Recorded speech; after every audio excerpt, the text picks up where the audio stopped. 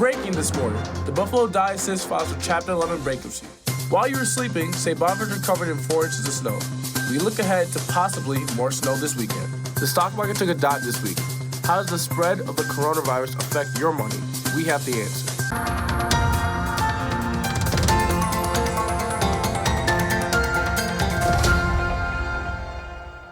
Good morning, I'm Justin Myers. And I'm Tommy Valentine. Thank you for joining us on this Friday morning. Breaking news this morning, the Buffalo Diocese files for Chapter 11 bankruptcy.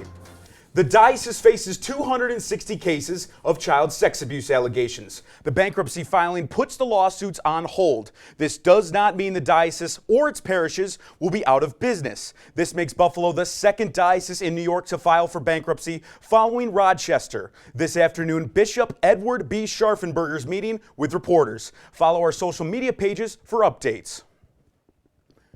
Take a look outside your window and you'll find more snow. The high today is just 23 degrees with a low of 16, according to weather.com. Snow showers will continue for the rest of the day. 18 inches of lake effect snow expected during blizzard-like conditions moving up towards Buffalo. Travel becoming more difficult or impossible in some areas. All those traveling home for spring break, we wish you safe travels. The New York single-use bag ban in effect this Sunday. Beginning March 1st, single-use bag is banned in New York State. This makes New York the 4th state implementing the eco-friendly ban, including Hawaii, California, and Oregon. The ban is looking to reduce litter and protect wildlife across the state. Now we take it over to Take Pro live in the studio with us. Thank you, guys. I'm glad to be here with you this morning. Now, if you take a look at your screen, you will see a study done back in 2005 by the Congressional Budget Office. The study states that a severe pandemic like the 1918 influenza outbreak could result in over a 4% decrease in the U.S.'s total gross domestic product for that year. Now, I'm not saying that will happen, but I took a deeper look to see where the U.S. economy will be impacted from the coronavirus outbreak. With the coronavirus affecting over 83,000 people in 50 different countries, many have stepped up their quarantine efforts. Prime Minister Abe Shinzo shut down all schools in Japan for a month to hinder the spread of the virus. The Venetian government put a halt to all public gatherings in Italy, including the 3-week shoot for the new movie Mission Impossible 7 in Venice. Now, the United States finds itself in a difficult position, with the stock market taking nearly a 10% plunge this past week. One of the biggest industries in America affected by the coronavirus outbreak? Pharmaceuticals. According to the Food and Drug Administration, 20 different kinds of prescription drugs and 180 China-based prescription drug manufacturers may be at risk of the coronavirus. Even though the FDA hasn't reported any drug shortages in the U.S. thus far, if the panic continues, you may see a lot more empty prescription bottles like these. Economic experts like Dr. Mark Wilson believe if America's conditions become similar to Japan's or Italy's, a severe recession could be possible. Wilson stated the outbreak could get worse if expected improvements in the stock market don't occur. I think it largely comes down to what the infection rate is in the United States, and it's way too early to have any idea of what that's going to be. And again, I would suggest people follow the stock market if they want to have a good idea as to what's really going on, because information about the severity of the outbreak will be captured by asset markets. I'm Teddy Caputo, SBU-TV, New Now Next. Earlier this week, Italy took even more quarantine measures by suspending their active study abroad programs indefinitely. In 2 weeks, the Italian government will do an evaluation to determine whether or not it is safe to open these programs back up for the remainder of the year. However, the summer study abroad programs in Italy, including Sorrento and Perugia, are so far still on. St. Bonaventure's administration continues to monitor everything unfolding in Italy. Now back to you guys here in studio. A St. Bonaventure's professor's connections in China pushed her to start a fundraiser for medical supplies due to the coronavirus outbreak. Our Madeline Edwards found out why she is so passionate. With her parents and friends in China amidst the coronavirus outbreak, biochemistry professor Dr. Jiang Jiang's passion to help was no secret.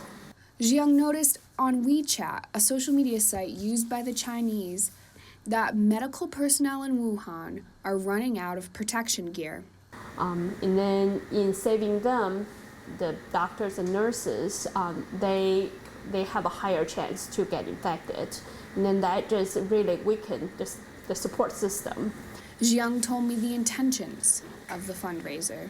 Not to send money to Chinese government, is actually directly buy those supplies sent to the hospitals, gave to the medical personnel. She paired up with Positive Ripples through Bonner Responds to ensure the money raised is given to Chinese Cultural and Education Foundation, an organization that can transport the supplies to the hospitals. I'm in the Walsh Science Center, and donations can be directly taken to Dr. Zhang on the second floor in room 216. Donation boxes will be at the following locations and on Facebook until March 15th. Zhang's hope is to show inspiration for future Bonaventure students that may end up in China during another medical crisis in the future. With SBU-TV, I'm Madeline Edwards.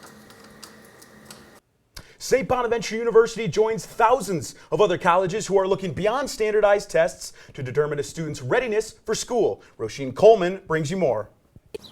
St. Bonaventure University will become SAT and ACT test optional coming fall 2021. Vice President for Enrollment Bernie Valento says Bonaventure is losing students to universities that don't require these test scores. About 40% of colleges across the nation don't require applicants to submit their SAT or ACT scores. Bernie says there's increasing evidence SAT and ACT scores are biased. Some schools and school districts have more resources to help support their students to take the test where others do not. More affluent students can also purchase extra test prep and tutors to perform better on these tests. Bonaventure grad student Michelle Miller attended Olean High School. We had big SAT review books that we went through, multiple choice questions. Michelle, who scored higher than average on her SATs and ACTs, said her parents also bought her extra practice books to perform well. For those who aren't familiar with the SAT and its scoring or have been out of college for a while, in my hands is an example SAT test. The test has two sections. There's reading and writing and there's math. In each section, a student can earn between 200 and 800 points, totaling 1,600 points for the exam. The exam takes about 3 hours and 50 minutes to complete and is completely paper-based. The ACT test is very similar, but it's scored from 0 to 36. By making this test optional switch, the university hopes to increase applications by 5 to 10%. For SBU-TV, I'm Roisin Coleman. Applicants to the university's Franciscan Healthcare Professions Program, Higher Educational Opportunity Program, and Division I Athletics still must submit test scores for eligibility. Coming up, a dive into what Lent on a Catholic university looks like. And I found the struggles of minorities in broadcast. Stay with us. Today I'm going to talk to you about physics. Come on in, girls. Let's go. This is the first rocket to get humans to Mars. Really tall. I'm a rocket structural engineer, designing and building parts of the rocket. You are the generation that will be stepping foot on Mars. Do I have a group of astronauts on my hands? Yes. You can become a rocket scientist or whatever else you want to be. If you smoked, get scanned. Talk to your doctor or learn more at savedbythescan.org. When I was growing up, my mom was extremely tidy. We were trained to put things back where we got them from. One day, when I walked into my mom's house, I felt like I walked to someone else's house. There was stuff everywhere. And just growing up the way I grew up and to see this transition was very alarming. When Sean talked to me, it was a wake-up call, and that's when I went to the doctor. I felt accomplished after I got my diploma. Made me feel that I could take on whatever challenges life throws at you. Find free adult education classes near you at finishyourdiploma.org.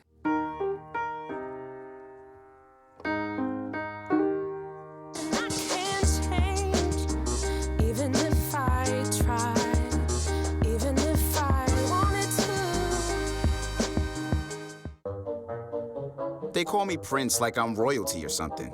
But the places I've lived ain't no palaces. So I don't need grilled salmon or a new scratching post. Just give me a cardboard box and a can of tuna and we're good. You can even change my name. I'm cool being the kitty formerly known as Prince. Stay tuned for our conversation with...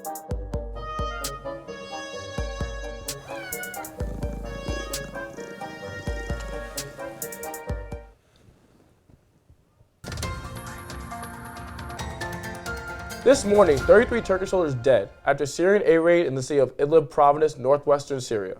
We now go to NATO Secretary General Jens Stoltenberg's statement, urging Russian and Syrian forces to stop airstrikes at a press conference this morning. Allies offer their deepest condolences for the death of Turkish soldiers in last night's bombing in Idlib, and express their full solidarity with Turkey. Allies condemn the continued indiscriminate airstrikes by the Syrian regime and Russia in Idlib province. I call on them to stop their offensive, to respect international law, and to back UN efforts for a peaceful solution. This dangerous situation must be de-escalated, and we urge an immediate return to the 2018 ceasefire, to avoid further worsening of the horrendous humanitarian situation in the region, and to allow urgent humanitarian access for those trapped in Idlib. This is the highest number of Turkish soldiers killed in a single day since 2016.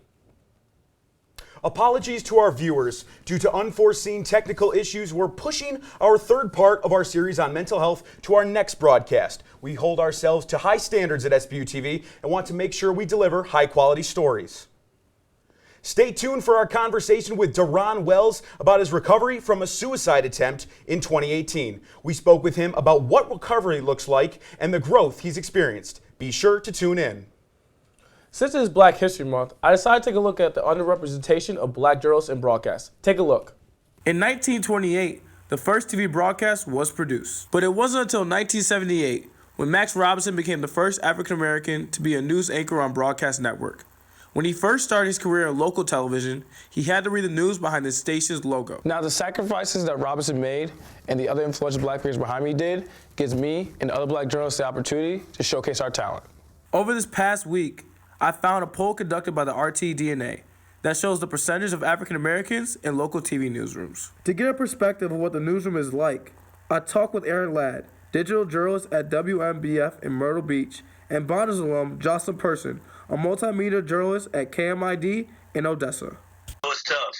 A lot of the times you feel like you're underrepresented, I would say. A lot of times they look at me to tell the black story. I take a lot of pride and responsibility in carrying that weight, especially on my shoulders. Going back to the underrepresented part, there's only one black male in my newsroom right now, and you're talking with them. So with that comes that responsibility that we were talking about of telling those black stories and telling them well. Afro-Latina as a half Dominican, half African-American, and the only minority in a very predominantly white news station, especially it's here in Texas. But like how I dealt with it is pretty much just doing my own thing, just keep on pushing forward. And, I always reminded myself, well, I still do remind myself that why I'm here.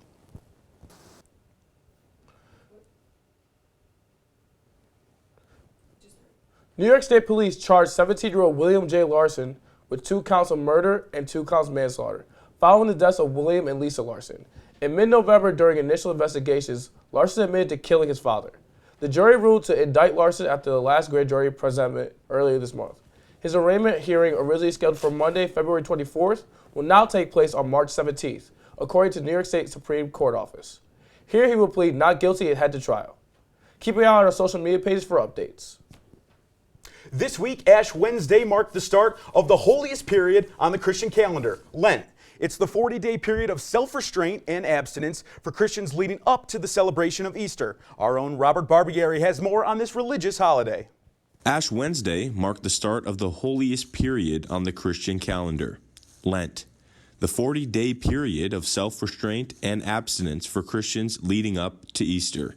The ashes serving as a public expression of faith. But what does all this mean? I spoke to Father Ross Chamberlain about the history of Lent. Lent is not really a celebration, it's a preparation.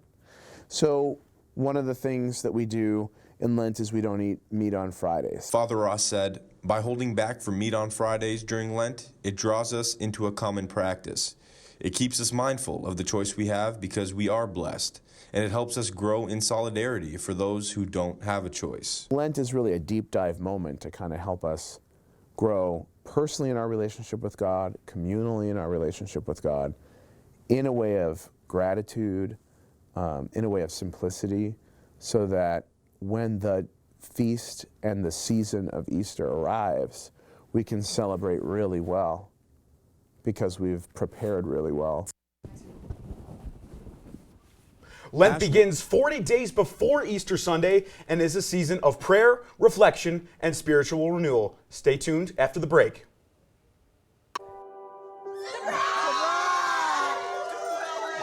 I see the future is really bright for me. The high school diploma is just added to the confidence, and now I feel unstoppable.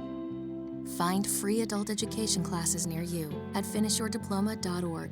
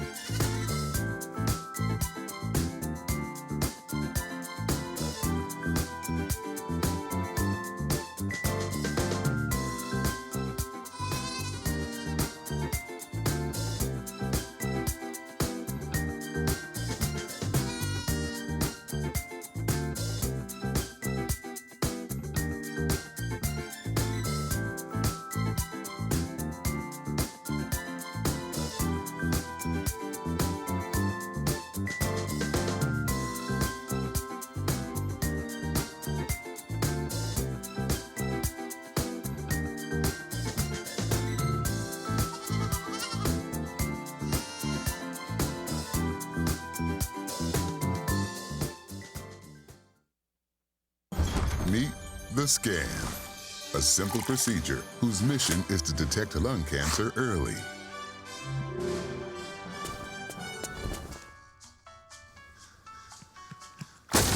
I'm here to save you. But I feel fine. That's great, but you may still be at high risk for lung cancer. Oh man, that's a new fence. If you smoke, early detection could save your life. Learn more at savedbythescan.org.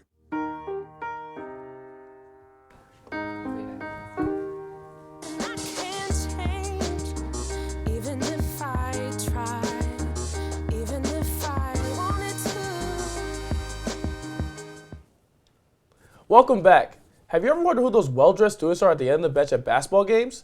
SBU-TV's Amanda Oliver scores an inside look into the day of life as student manager here at SBU.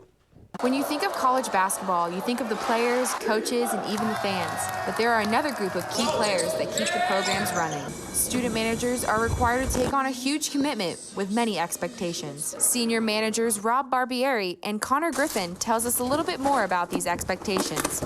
Bus prepared, we're steaming the jerseys, and we're on away games. It's a lot of phone calls to wake the guys up in the morning. Sometimes that's not always fun. Practices we help out during drills, rebounding, do anything coaches really need. Basketball student managers do it all for their programs, from helping out in practice to cleaning and prepping uniforms, to even assisting during the games. Without their help, the programs wouldn't run as smoothly. Even though they all say the hardest part about being a manager is the time management, both Brianna Burgess and Colton Wallaby share the rewarding side of being a student manager. I've made great friendships with some of the girls on the team, so it's been really nice to be with people for 3 years and just have those friendships grow. Experience, definitely. I also spoke with number 4 Olivia Brown and number 10 Bobby Planutis to hear what they had to say about their managers. I feel like they're the hidden gems of the program. Like, they do so much behind the scenes, and a lot of it, like, us as players, we don't even see it. Probably everything, because they rebound for me all day. And I don't think they get a lot of credit for the stuff they do. Love you guys so much, and thank you for all you do. I appreciate them a lot. To wrap on a day in the life of a student manager, bringing you new, now, and next, I'm Amanda Oliver, SBU-TV. Student managers work hard both on and off the floor to help their teams be as successful as they can. We wish both teams good luck as they head into A-10s. The SBU swimming and diving teams competed at their conference championships last week, and 2 athletes won gold. Zachary Murphy brings us the swimmers' reactions to the event.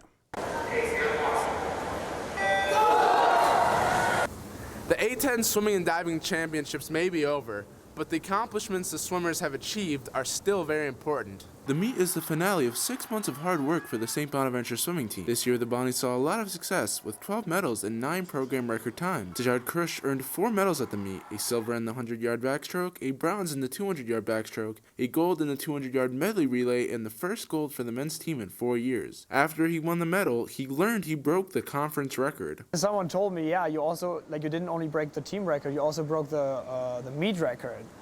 And that's when I was just realizing, damn, what was going on? George Coletta also found success winning 3 medals, a bronze in the 200-yard butterfly, a silver in the 200-yard IM, and a gold in the 400 IM. George was successful at the conference meet, even though he was out most of the season with rib issues. I was just going to go in and race, and I didn't know what to expect, so I was just going to deal with, what I had, and it ended up really working out for me, so. On the women's side, Rachel Kimmel secured 3 medals, 2 silvers in each the 100 and 200-yard breaststroke, and bronze in the 400-yard medley relay. Kimmel also broke the 2 records she set last year in both breaststroke races. It was crazy. Oh my God. I was earlier this week, couldn't speak. I was hoarse from screaming all week. I'm Zachary Murphy with SBU-TV. New Now Next. The men's team finished 3rd again this year, and the women improved to 6th place. Up next, sports. Stick with us. When I first saw a turtle, my heart was full. Now I'm anything but lonely. We have this deep connection, this heart connection. He just wants to be close to you and part of your life. Every day with turtle is a perfect day. When I'm holding her, it makes me feel calmer. I think everything he does shows how much he loves us. When we adopt a shelter pet, we discover they're a little bit of a lot of things. But they're all pure love.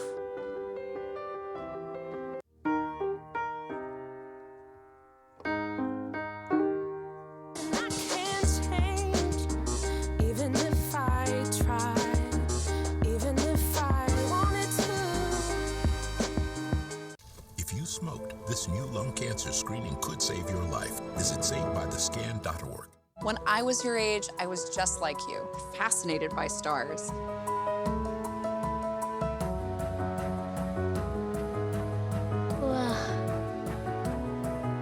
But now I get to search for life in the universe. And who knows, maybe life is looking for us too. So we're like aliens to them? Yeah. Does anyone want to be a scientist now? I do. Awesome. We need more girls in STEM. Maybe we can find aliens. Say, yeah, let's throw it to Grace Foley. Justin, it was a big week in sports this week at St. Bonaventure. Now we had Grace Foley with sports.